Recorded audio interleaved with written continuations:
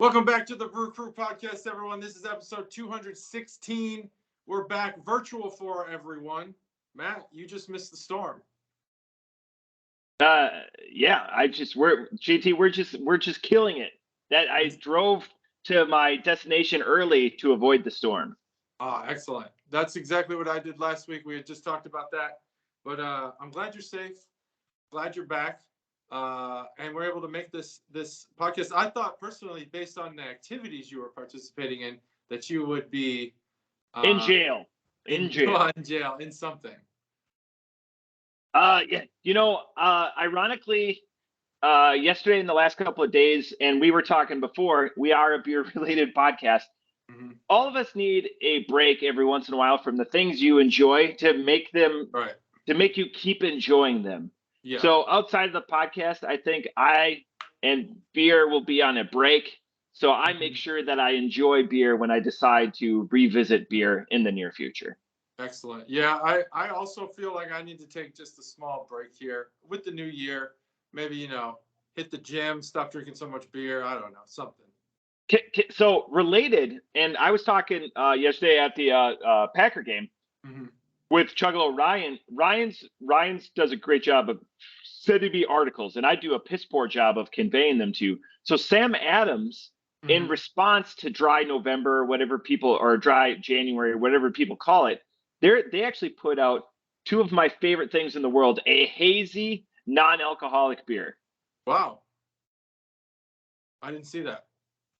So let me bring it up. I should have had this prepared, but he goes, this is exactly what you need and what you've been talking about. And I go, I don't necessarily think it's what I want to see or talk about, but here let's hell, I'll just do it this way. Okay. There we go. So it kind of clips through. I've got some conversations in there otherwise. But yeah, can you see that? Yep. So it's the Sam Adams clicking out. When you love cutting alcohol, but still love the beer. That's right. For non-alc beer lovers, just the haze. The haze. Very cool. So thoughts on that, JT? It's great. I think you got office mate, someone else. You got some Snapchat or whatever. Outshots. I think that's a wonderful non-alcoholic thing, but I just still am not getting behind the non-alcoholic thing. I don't get it. Like, we've tried it out on the pod. A few episodes ago, we did Athletic Brewing. Yeah. And Athletic Brewing, let me go. I know we just did it. I don't think we were we did episode 202 and we were both at a 3.75. Yeah. Which is a very reasonable score. Yeah, I think that they're good. I just don't know that I get the draw. Like, I like beer, yes. But if I don't want to drink alcohol, I think there's plenty of beverages that I'll enjoy. Yeah. Other than the taste of beer. So haze is great. I guess who's the market for this non-alcoholic stuff? Is it people who not be drinking, people who might have a drinking problem? I'm not sure. Athletes? I don't know. It's not just the fitness people, I realize. So like for me, and I think we're on the same wavelength here. Like if I'm giving up beer, it's not because I miss the taste of beer. It's just it's a separation from all things beer. It's not it's not like, you know what? I really 100%. Yeah. I know the non-alcoholic stuff really does in craft beer groups, people are always looking for tips for their pregnant wives or the pregnant individual is like, man, I just want non-alcoholic IPA. Like, sure. And then they get inundated and it's always Athletic at number one. So I think people are looking into that business space and it's very niche. I bet non-alcoholic sales are less than 1% of the whole industry. Yeah. But that's still, when you're selling on billions of dollars, I mean, that's still a reasonable chunk of change. Still money. Yep. And another thing, so at the football game yesterday, I the concessions, whatever say you will about COVID, I think COVID has improved concessions. And right behind our section, there was a place where it was just a convenience store where you just went and bought your beer and you self-checked out, and then you could have been a 12-year-old. Now, granted, they probably looked at me and were like, the powers to be is like, obviously we don't need to card that old fogey. Yeah. But I could grab it, scan it, my card, and I was back to my seat in under 2 minutes. That's awesome. Not hyperbole. The audacity, though, is they still have a tip line. Yeah. Nothing is being done. It's a self-checkout. I grabbed my own beer, and there's still a tip line starting at 20%. Starting at 20%. No, that's 20%.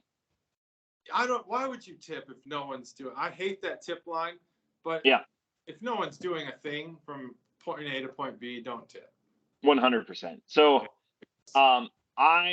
I was elated. That was probably one of the best features of the whole stadium experience was, not exaggeration, under 2 minutes. And I knew that because I was like, hey, I'm buying around. Somebody said, like, whispered, hey, I would really like one. I didn't hear it. So then I just ran back real quick when I got it. Yeah. Easy to get another one. That's really good. Do they not have, vendors in the stands anymore? I didn't see them. Wow. But I was right on the aisle, and the aisle was standing room only. Like, people were occupying the aisle nearly the entire game. Wow. Okay. Well, I've never bought standing room only tickets to a Bears game before. To a Cubs game, yeah, but usually you find seats. People don't show up. I don't think Lambeau sells standing only, but it felt like people were just like in the aisle the whole time. Yeah, probably. That's probably what they were doing. Yep. Who knows? But okay. Well, I'm glad you had fun. Glad they got a win. Makes the last. Well, I'm not glad they got a win, but I'm glad that you got a win for yourself. Yeah, it was a win for myself for sure. It makes next week interesting for them. 100%. And that's always good. Take it to the last week. The Bears, they suck, so it's no big deal. How do you feel about keeping the future of your team in the game? Not to go off topic. No. While your team has been eliminated for weeks and weeks and weeks already, how do you feel about keeping the future of your team in the game? Yep. Even though there's no reason to, and the team is losing by a lot of points. It's all reps. I'm all for it. You like it? Right. I'm a believer in just reps. Reps, different game situations, etc. Now, if they were resting or whatever, but you got, if said team isn't playing for anything, it's just getting individuals reps. Maybe you could also use it as an evaluation time. If you already know that you have a top tier quarterback going forward, but you have a question on your backup, maybe then do some jockeying or whatever, or at the lineman position or at the linebacker position. Sure. Use that as an opportunity to grade and evaluate going into the offseason. But like if you have some young guys or whatever, it just in my opinion, it's a good opportunity for reps. Let me throw this stat right on top of it. It'll be the last football thing I mentioned. Now, awesome. That question and your answer, pair that with this stat. Yep. Justin Fields has now become the franchise leader in getting sacked. He's with 55 sacks, just passing Jay Cutler, who had 53. And that's in 16 games, by the way. That's in a regular season. I wonder, so he's a very mobile quarterback. I think he rushed still for 130 yards yesterday. He passed for 75, rushed for over 100. Those stats, I want to know how many times they were sacked in the pocket. Versus, yeah. That and great point. On that specific type of quarterback. Yeah. If it's a Tom Brady, sorry, Stacey, or Peyton Manning, that's a statue back there and isn't moving around. Right. That's more of a true stat than somebody that just didn't make it to the line of scrimmage when they were scrambling. I can see that. I have faith in the Bears tight ends. So I think that a lot of the sacks were probably in the pocket. Yeah, Cole Kmet. I don't even know any of the other ones, but I know that they don't have the problems they have with the offensive line. Yeah. But boy, we should have tanked. I'll say that. That's just my opinion. I'm okay with tanking. They should have tanked, got the first pick, grab an offensive lineman, start building the team around that guy. Yeah. But that's it. That's football. Now on to beer. One thing you had told me that we forgot to bring up was kind of an appreciation. We should maybe a Chuggalo of the year, but maybe we shouldn't go that specific because all Chuggalos are Chuggalos of the year every year. If you listen or watch this show, we appreciate you. So I'll go through. I have a list of 5 names that I know actually 6 names that were consistent. You have 6 names that were consistent. And if you have any more that you want to throw on top of that, please do. So we know for a fact that Chuggalos who at least sponsored the Can Art Boner segment. That is a Chuggalo who furthered their fandom by donating beer to the podcast. 100%. We know these names because we hear them a lot. Steph, Chuggalo Mom, Chuggalo Bobby. I have on here Chuggalo Dave, and I couldn't remember whether he had donated. I know he's donated, but whether 2023 is included. So I do have him included, at least for the early 2022. Chuggalo Todd and Chuggalo Nicole. Any names I'm missing here? It's funny that you say that. Both beers I'm doing today are Chuggalo Mikey beers. Chuggalo Mike, yep. Chuggalo Ryan did one for sure. Okay, Chuggalo Ryan, add him to the list. Thank you, Chuggalo Ryan and Mike. I'm trying to think. And if we've missed any, hit us up in the comments and let us know, and we will do more than just outshout you. We'll outshout you times 2. The Chuggalo, your Chuggalo from New Jersey or whatever, like the real beer connoisseur guy. Yeah, I forget his name. Jeff, I think was. Yeah, there you go. The year before. 2 years ago, yeah. So, and I'm actually reaching out to Chuggalo Jeff. Right after this episode, I had his messenger pulled up on my phone, but I didn't have time to do it. To try to get him, there's a list of episodes that you won't be available for that I'm trying to fill in guest slots for. Do it early enough to where people can do it. And Chuggalo Jeff's on the list. Yeah, awesome. So hopefully he'll. What a variety! What a variety to pull from your quiver. That's right. Pull from my quiver. Boom. Have a guest host. You know, we always have Chuggalo, Stev, and Svil, who have pretty much all but stated they would do it anytime, anywhere. Yep. So there's always going to be someone to fill in that gap, but never fill in, fully. It's impossible. You need a good run stuffer. Yeah, exactly. And hopefully we'll get to some breweries, but we'll worry about that later. All right. Do we want to break open a beer? I have one piece of beer news, but it's not really news, more of a callback. Okay, callback. Hit me with the callback. I'll hit you with the callback. We had talked about this in 2020, back when we were a threesome still. We had discussed what effects do we think that the coronavirus pandemic was going to have on Corona, the beer. There has been an official study has been released. I'm a little concerned about the statistics that they've reported. Yeah. They said that they looked at beer sales for the 5 top beer breweries, Constellation, Ambev, a bunch of the big guys who have a bunch of brands underneath them. And for Corona specifically, between 2017 and 2022, I think, they said for Corona specifically, for each positive case of coronavirus, there was a increase in $5.13 per week of beer sales. I don't think that that's at all possible with the millions of cases. That means that they've made like billions of dollars more. Maybe that's true, but I think more that's the increase in sales from 2017 to 2022 of Corona. Yeah. That maybe their increase in sales has been like a weekly increase of $5.13 per case of coronavirus. But anyway, I find that hard to believe. But here's the stat that we were specifically looking for, and it's favorability. The favorability of coronavirus in January of the favorability of Corona in January of 2020 was 44%, and in May of 2020, which will answer at least the question we posed early on, it was 41%. So there was a decrease in favorability. However, this study reports an increase in sales. I think that's probably the case. Favorability lower, sales higher. Anything surprise you from that? No, I mean, just Corona is that very like situational beer, like, and everyone's like, well, it's not so bad without a lime. Like again, that's like going to a brewery and being like, at least the food's all right. Like, I I'm it not it, doing it it for myself. it doesn't move the needle. I think I went 2022 without even having a Corona, so I was Corona free for 2022. I'm gonna try to go Corona free for 2023. Yeah, I will probably try and succeed at going Corona free. If I have to have a Mexican beer, now we did a Mexican beer taste test. Standoff. Yeah, we did a Mexican standoff. Yeah, we did. I will say that even regardless of the results of that, I reach for Dos Equis if I'm having one, like if I'm at a taco shop. Yeah. Modelo would be second, and Corona would be. I would just get an American beer. Right. After Modelo.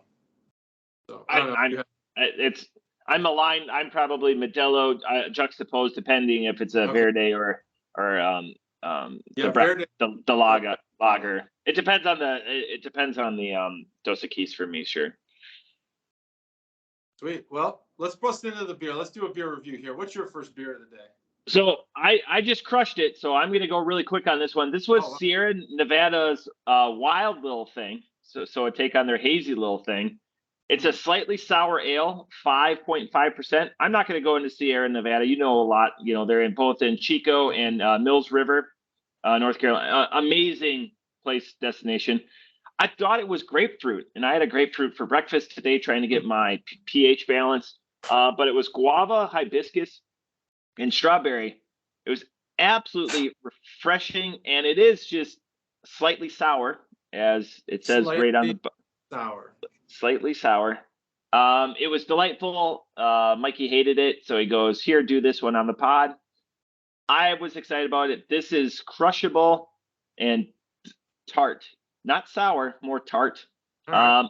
Off the top rope, I give this a 4. I really enjoyed it. Well, all right. Well, I'm just gonna, since you already had yours open, I'm just gonna bust mine open. This is Illuminated Brewworks Monk's Cream Ale, Mr. Monk's Cream Ale. Obviously, it's old school. I enjoy cream ales. Yeah, the can art is old school, and it also doesn't really give me a lot of can art to talk about. But there are the stars from the Chicago flag, so at least there's that. If you're a big CM Punk fan, you'll know what I'm talking about, or you're just a fan of Chicago. What do the stars mean, JT? I have no idea. Okay. No idea what the Chicago flag represents. But I know that Second City does not mean that it's second. I think we've gone over that before. Yeah, we talked about that recently. Yeah. But yeah, I can look that up. I can look the flag up. But Mr. Monk's is Illuminated Cream Ale. This is just a standard cream ale, so there's no flavors that have been added to this. Like the Cali Creamin', which has the vanilla. This is just your standard cream ale. Yeah. 5.4% alcohol. They are obviously out of Chicago, Illinois, right there on Northwest Highway. I don't even know where that is. But that's what this is. And again, I have every beer that I have for the next few weeks.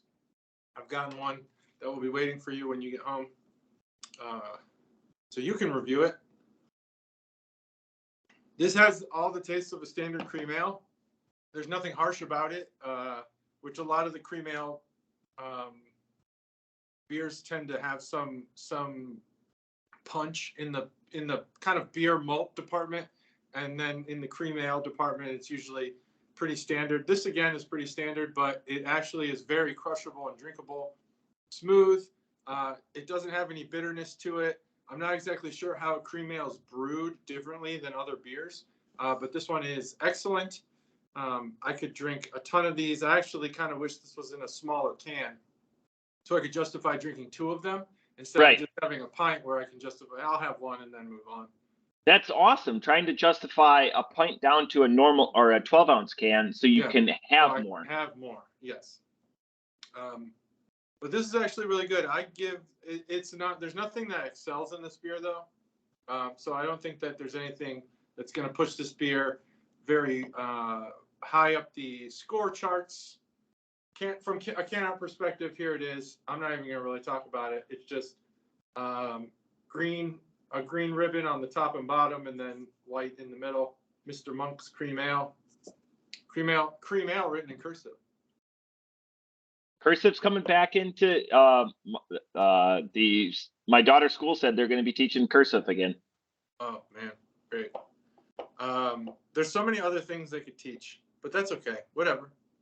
I give this beer a 3.75. Good, not great. Yeah, a solid pedestrian. It's tough, like, and one of your favorite beers is a cream ale. So Yeah. I feel like you're more reputable when speaking about it because it is a style that you seek out and that, makes your radar go off. So it's interesting, like you say, it's hard to excel, but there are some that can excel. Absolutely, yeah. It's hard to excel when you don't add anything to it. If you want to push this beer higher, put something else in it. Add some vanilla. Add something that goes well with cream ale. Yeah, do that. All right, that's my review of that. Did you say vanilla? You could add vanilla to this. Does it Yeah, have interesting. I didn't know if you were looking it up. My second beer is Lakefront Brewing. Lakefront is out of Milwaukee, Wisconsin. Oh. It's Baltic Fire. It's a Baltic Porter with vanilla. JT, look at Master Segway. Yep. This is it, folks. This is a 6.8% Baltic Porter. Not very well represented on the podcast, but again, trying to branch out in 2023, continuing to branch out. Yeah, we like our sours and we like our IPAs. We had a strong run of stouts there for a long time. And obviously, if you checked out the advent calendar, we're all over the place. So this is a Baltic Porter, full rounded and roasted, made with chocolate malt and vanilla. So chocolate malt, again, it's just the style of malt. It's not actual chocolate. Keep it in your pants. Cacao nibs. Cacao nibs, yep. And this comes in a 12-ounce bottle. Nice. Again, with vanilla. Baltic Porter. Baltic Fire is the name of the beer, 6.8%. I was letting this beer warm up a little bit while I was enjoying the wild little thing. You're supposed to bring it again to room temperature, or approaching room temperature, so you get some more of them adjuncts. And I definitely get some of those. I didn't have it when it was quite ice cold. Porters are the thinner sister of a stout, in my opinion. Yes, it's just her profile. Yeah. What I really enjoy about this is you get that slight vanilla. It's not overpowering. It's not like an extract where a little goes a long way. It's subtle, and vanilla sometimes is best represented in drinks and delicacies as a subtle accompaniment, not the center of the dance, not the prom king or queen, but Miss Congeniality, and that's what it is. What's that? What specifically is not the center? The vanilla. The vanilla. It's an accompaniment. It made it to court, but it's not the center. It's not getting crowned as the achievement for the beer, and I like that. I'm hoping that was a conscious choice from the brewmaster. I will tell you this about Lakefront. Lakefront's like right up there with Boulevard and Surly as beers. So I'm just going to offend three different states there as beers that I don't particularly care for. They're mainstream stuff. Boulevard has a great cask program. Surly does amazing things like with their one-offs and their bombers and their sours. Lakefront may have. I've been there a couple of times. It's a neat-ish space, but I've just like their like a lot of their stuff would be best represented, JT, so you can follow. It's like Trotwood Lager. Like it appeals to the masses and it's a smart business decision for them. It's just not my bag. Right. As a craft beer individual, I want something a little bit more than just like ho hum. Yeah. And that's the best way that there's other amazing breweries in Milwaukee that are pushing the envelope. Lakefront, just for me, isn't one of them. This beer though, as a Baltic Porter with the vanilla accompaniment, does a solid job of keeping that balance. without being overpowering and just being like, bam, kapow, tough acting, tinactin. Ouch, out, John Madden. Yeah, look at you. But the vanilla is there. But it's not the villain. It's the vanilla. Off the top rope, I'm going to come in at a 3.75. All right, 3.75. Got it. That's a good ho-hum standard beer. All right. My next one is Evil Twin. I've been getting a little confused as I've been doing the research on this of where they are, but this is a pink pineapple sour IPA. Very interesting beer here. This would have been a fun one to do together in person. This is a sour IPA with pineapple flavor. I don't know what the pink comes from. Where does the pink juices come from? Because this is a pink lemonade's the only one I can think of. Yeah, pink lemonade. What makes that pink? Pink number 7. Pink number 7. That's right. So on here, it says this beer was brewed in New Haven, Connecticut. Yep. Which is a good callback to Juggalo Jeff in Connecticut. But as I look up their information, they are out of New York City. So Evil Twin's out of New York City, and New Haven is a big importer of beer. There's a couple of you'll look at like Heineken. Heineken will say imported, blah blah blah, but New Haven, Connecticut. Oh, okay.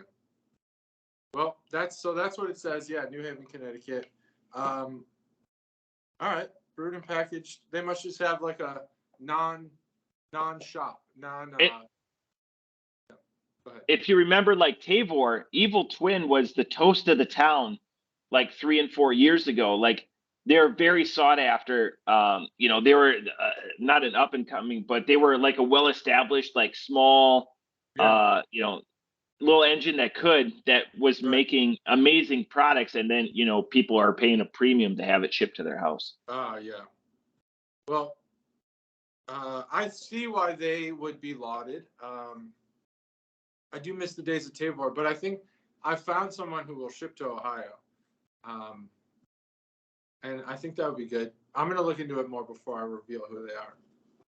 Yeah, there's a couple of websites that will do it. Okay.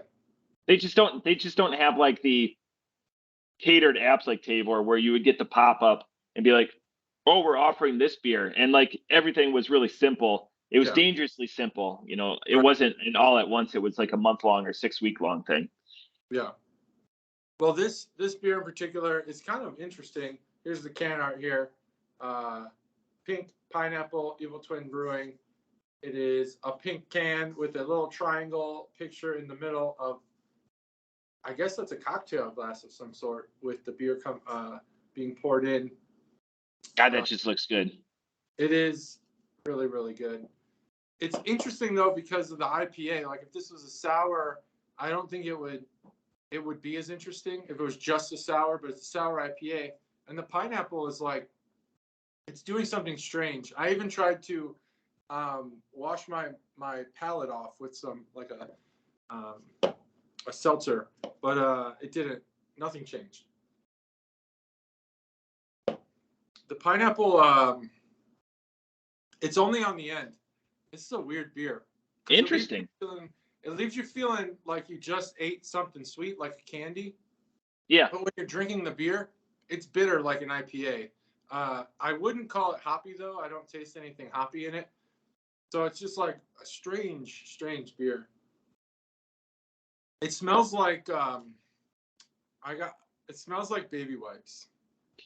Like just that generic powdery wet wipe. I'm right there with you. Wipes have. I know you probably have it fresh on the nose, but it's been a while for me. But I remember hating that smell after a while. You open that bag up and you're just like, this again.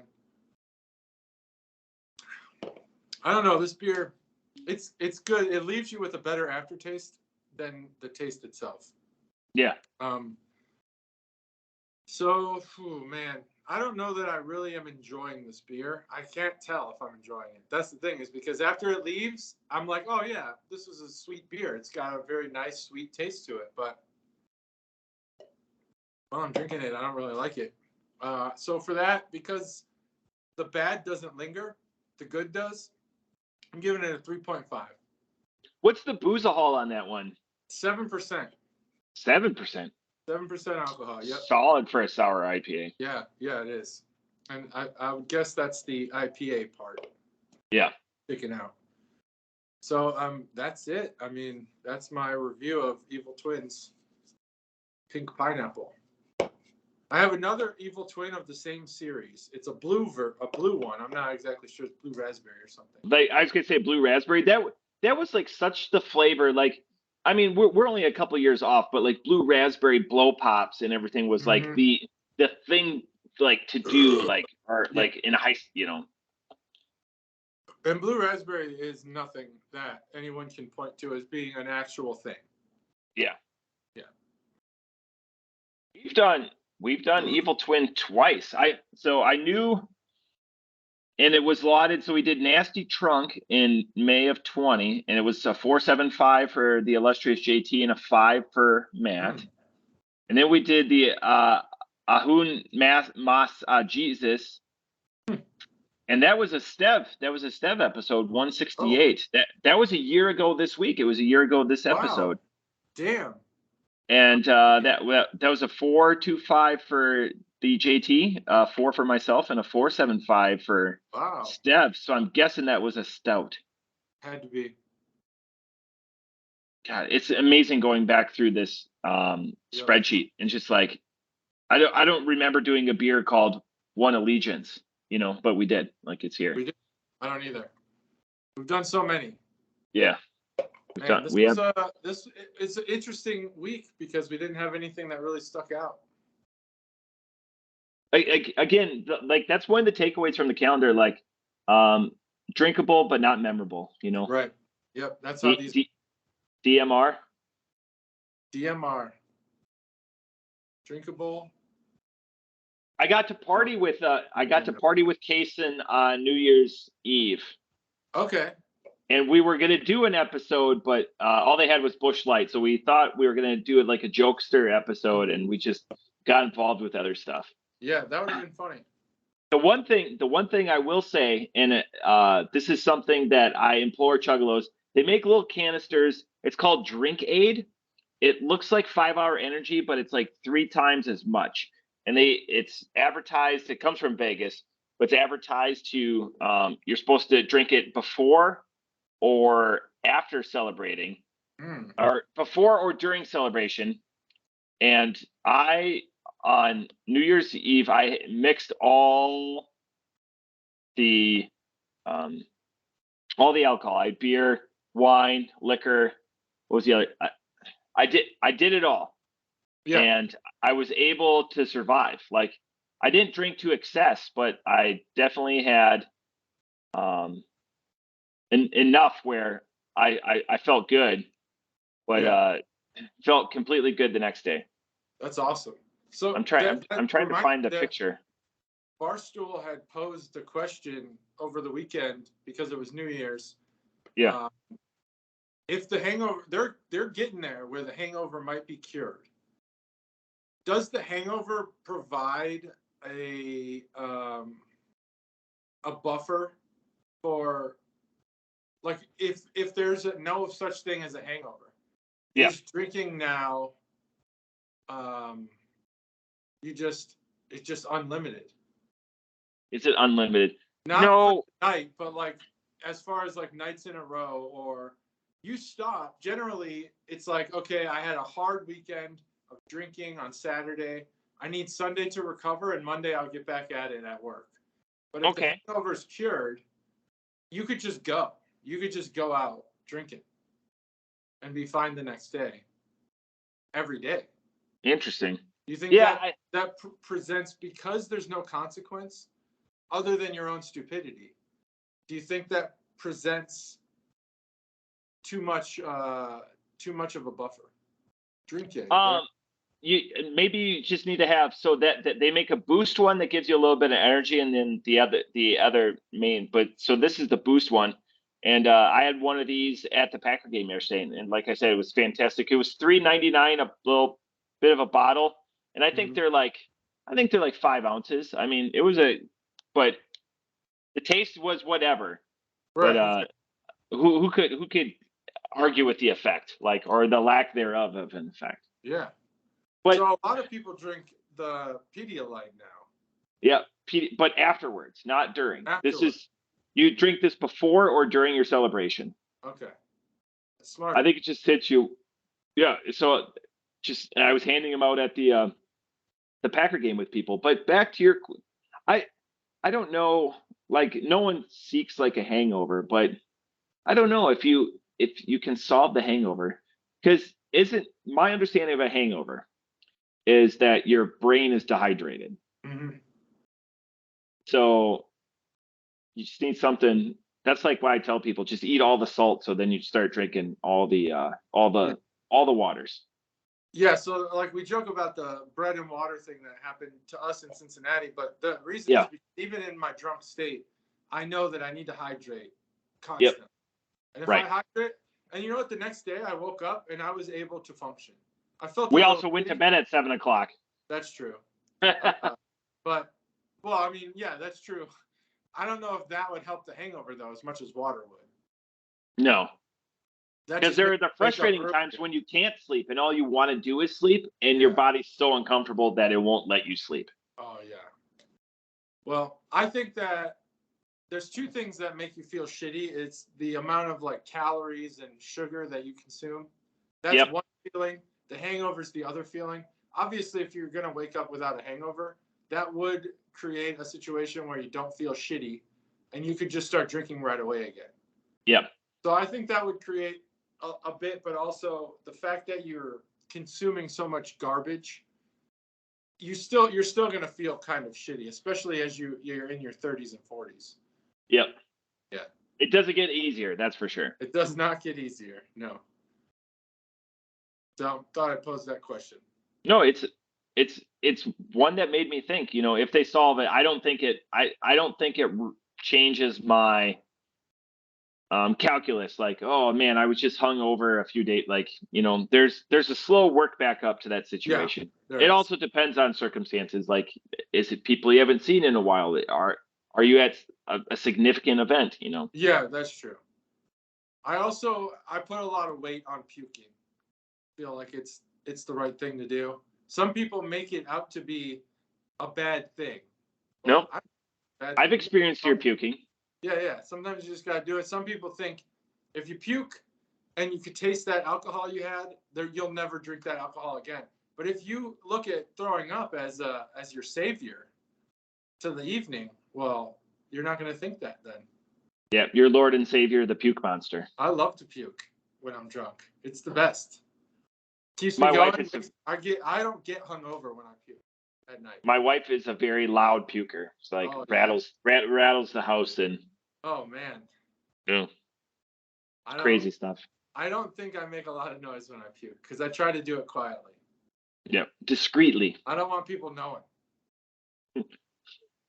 Till afterwards when I say, "Hey, that worked." Yeah. Hey. Great. Tried and true. Tried and true. That's right. Yeah. Well, I don't have any other beers.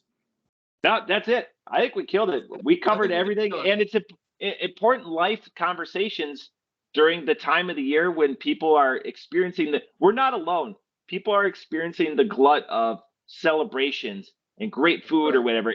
And it's not about what you eat between Thanksgiving and New Year's. It's what you eat between New Year's and Thanksgiving. That's right. So don't be hard on yourself, people. You have a lot of time to work that stuff off. Let's work it off. Get in shape. When Matt comes back, we're all going to be ripped. We're going to have our bar bods on. You know what I mean? Bar bods. I do. Yeah, that's it. Don't get 216 in the hole. 216 in the hole. Thanks for joining us. That's the Brew Crew Podcast.